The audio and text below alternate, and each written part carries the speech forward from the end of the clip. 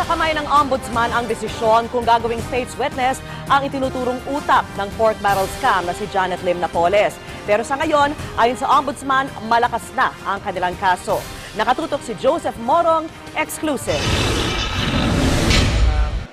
Naniniwala si Ombudsman Conchita Carpio Morales na malakas na ang ebidensyang hawak nila ngayon laban sa mga respondents sa pork barrel scam. Ang hawak ngayon ng Ombudsman ay base sa mga salaysay at dokumentong hawak ng mga whistleblower sa pangunguna ni Ben Hurluy at provisional witness na si Ruby Tuason, pati na ang audit report ng Commission on Audit.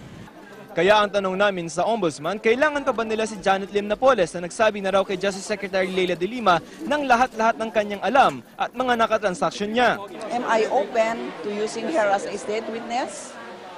That would depend if our evidence is not strong. As far as I'm concerned, our evidence is strong. Is that a no? I did not say I don't need her. Okay. I said it depends. Nasa kamay ni Morales ngayon ang pagdedesisyon kung i-recommend nila bilang state witness si Napoles sa Sandigan Bayan.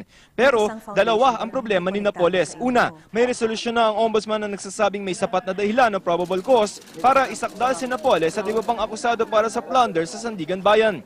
Ikalawa, wala namang inihain na counter-affidavit o kontra-salaysay o motion for reconsideration si Napoles. Kaya sabi ni Ombudsman Morales, kakasuhan pa rin daw nila si Napoles sa Sandigan Bayan. She did not file any counter-affidavit. So, anong side niya ang papakinggan ko? Wala.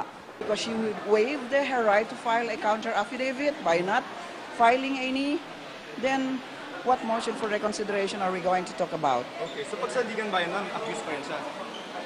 Logically. Okay. Sabi pa ni Morales, hindi raw magtatagal, ilalabas na nila ang desisyon sa unang PDAF case. Joseph Morong, nakatutok 24 oras.